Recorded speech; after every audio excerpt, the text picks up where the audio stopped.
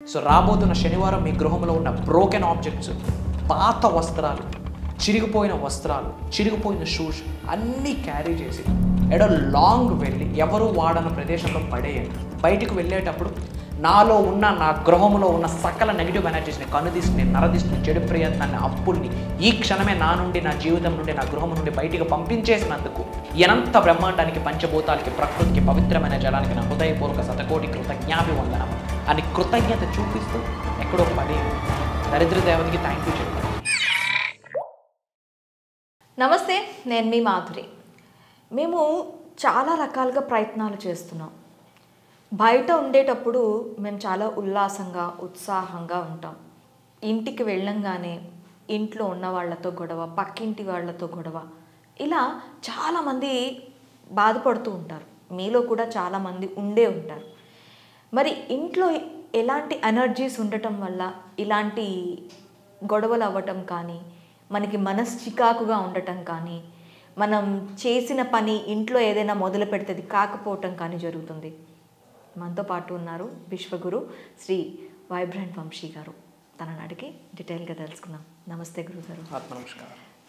గురుగారు, మనకి ఇంటికి వెళ్ళంగానే ఒక గజిబిజి వాతావరణం, వైఫ్తో గొడవ, పిల్లలతో గొడవ, హస్బెండ్తో గొడవ, లేదంటే ఇంకా చెప్పాలి అంటే చుట్టుపక్కల వాళ్ళతో గొడవ. ఆ ఇంట్లో వాళ్ళని చూస్తే వీళ్ళ ఒక ఆరోగెన్సీ పర్సన్స్, వీళ్ళతో కొంచెం చుట్టుపక్కల వాళ్ళకి కూడా ఒక నెగిటివ్ థాట్, అమ్మో వాళ్ళ అన్న ఒక థాట్, గొడవలు పడుతూ ఉంటారు అనే థాట్.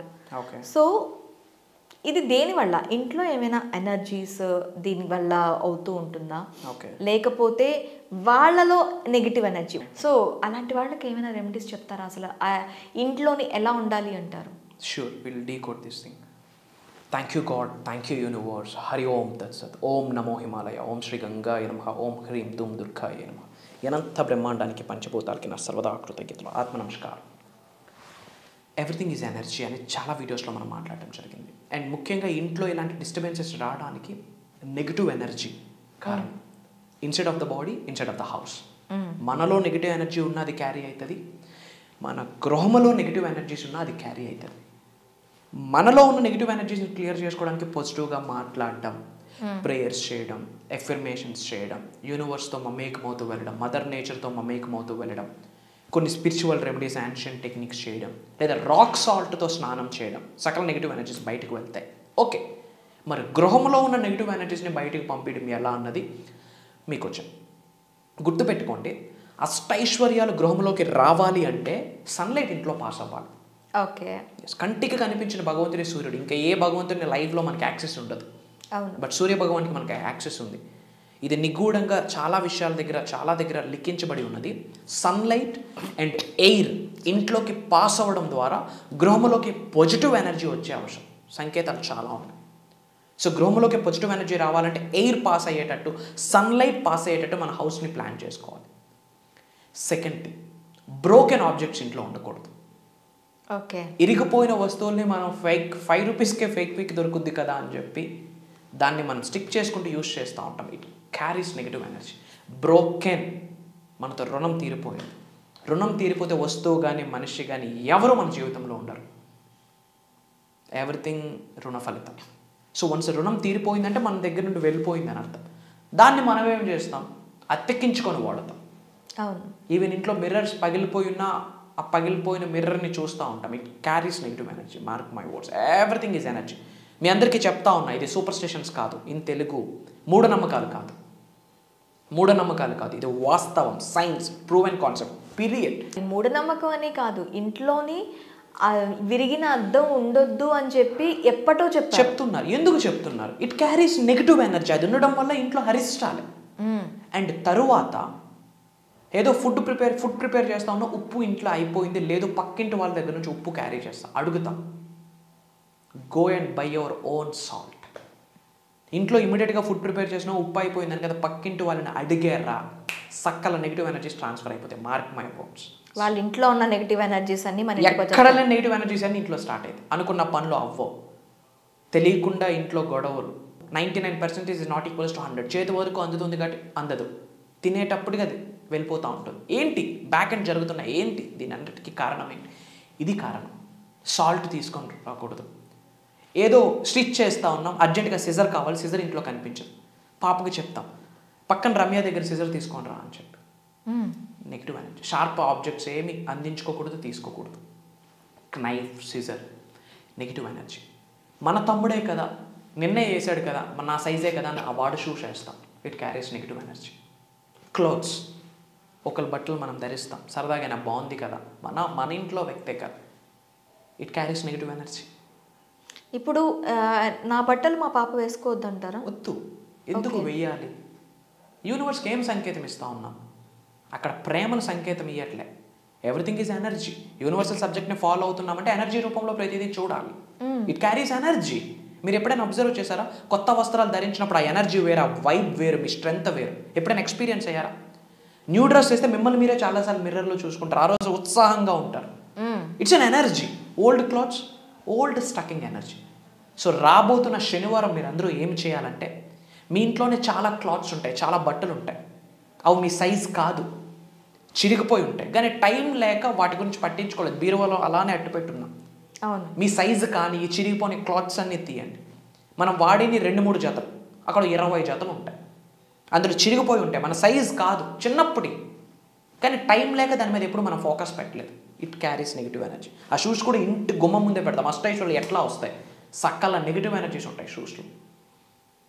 సో రాబోతున్న శనివారం మీ గృహంలో ఉన్న బ్రోకెన్ ఆబ్జెక్ట్స్, పాత వస్త్రాలు, చిరిగిపోయిన వస్త్రాలు, చిరిగిపోయిన షూస్ అన్నీ క్యారీ చేసి ఎడో లాంగ్ వెళ్ళి ఎవరు వాడన ప్రదేశంలో పడేయండి. బయటికి వెళ్ళేటప్పుడు నాలో ఉన్న, నా గృహంలో ఉన్న సకల నెగిటివ్ ఎనర్జీస్ని, కనుదిష్టిని, నరదిష్టిని, చెడు ప్రయత్నాన్ని, అప్పుల్ని ఈ క్షణమే నా నుండి, నా జీవితం నుండి, నా గృహం నుండి బయటికి పంపించేసినందుకు అనంత బ్రహ్మాండానికి, పంచభూతాలకి, ప్రకృతికి, పవిత్రమైన జలానికి నా హృదయపూర్వక శతకోటి కృతజ్ఞాభివందనములు అని కృతజ్ఞత చూపిస్తూ ఎక్కడో పడేయాలి.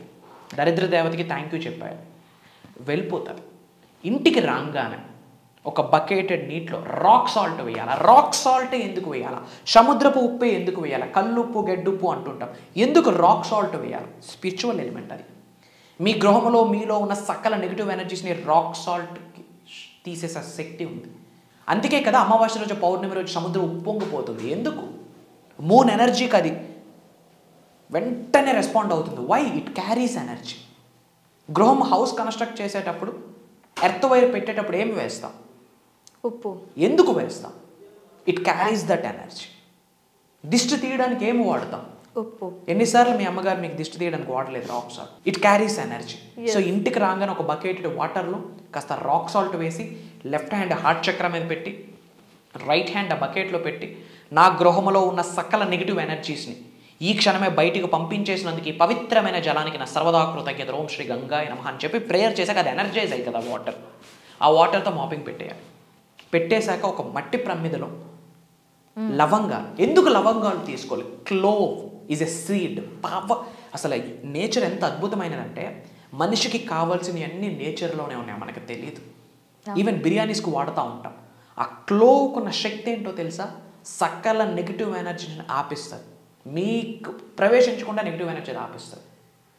సో కొన్ని లవంగాలు, క్లోవ్స్ వేసి, కర్పూరం వేసి, బే లీఫ్, మూన్ రిచువల్స్కి ఎన్నోసార్లు మేము బే లీఫ్ వాడతాం. Very powerful. Spiritual remedies, ancient techniques, తంత్రాస్లో వాడుతారు. సో ఒక మట్టి ప్రమిదలో 8 లవంగాలు, 2 హారతి కర్పూరం బిళ్ళలు. మళ్ళీ డౌట్ మనకి, పచ్చకర్పూరం వేయాలా, నార్మల్ కర్పూరం వేయాలా గురువుగారు? డౌట్ ఈశ్వర్లు, కోటీశ్వర్లు కాదు. ఏదైనా స్పెసిఫిక్ ఉంటే నేనే చెప్తా, ఏది చెప్పలేదంటే ఏదైనా వేయొచ్చు. బే లీఫ్ వేసి ఇంట్లో ధూపం వేయాలి. ధూపం ఎప్పుడైతే ఇంట్లో వేస్తామో నెగిటివ్ ఎనర్జీ బయటికి వెళ్ళిపోతుంది. సో ఆ ఐటమ్స్ అన్ని బయటపడేసి రాబోతున్న శనివారం ఇంటికి వచ్చాక మీరు చెప్తా ఉన్న ప్రేయర్ చేసి బయటపడేసి ఇంటికి వచ్చే 2 to 3 minutesలో ఇంట్లో ఎనర్జీస్ మారిపోతాయి. Mark my words, very powerful.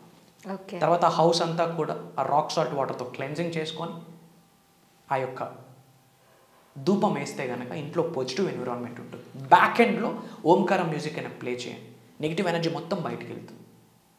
ఇవి 100% ఆచరిస్తే సకల నెగిటివ్ ఎనర్జీస్ అన్ని ఇంటి నుండి బయటకు వెళ్ళిపోతాయి. ఇంట్లో స్పేస్ ఏర్పడితే అష్టైశ్వర్యాల గృహంలోకి రావడానికి గుమ్మం ముందే ఉంటాయి. కావాలంటే డోర్స్ ఓపెన్ చేసి ఆహ్వానించండి. ఇది చేయడానికి నేను రెడీ అయితే ఐ ఆమ్ రెడీ అని కామెంట్ చేయండి. చూసారు కదా, మీ ఇంట్లో ఇలాంటి నెగిటివ్ ఎనర్జీస్, పట్టలు, చొప్పులు, ఇంకా పగిలిపోయిన వస్తువులు, పగిలిపోయిన అద్దాలు ఏవైనా ఉంటే వెంటనే ఇంట్లో నుంచి బయట పెట్టేసేయండి. లేదు అంటే ఆ నెగిటివ్ ఎనర్జీస్ మీకు ఎప్పటికప్పుడు క్యారీ అవుతూనే ఉంటాయి. ఇలా చేస్తున్నాము అయినా కూడా, మేము ఎప్పటికప్పుడు డిస్పోజ్ చేస్తాము అయినా కూడా కావట్లేదు, ఏం చేయమంటారు అని ఎవరికైనా డౌట్ ఉందా? వెంటనే కామెంట్ సెక్షన్లో కామెంట్ చేయండి. మీకోసం ప్రత్యేకంగా మరొక వీడియోని చేసి మేము అప్లోడ్ చేస్తాం. థ్యాంక్ యూ గురుగారు. ఆత్మ నమస్కారం.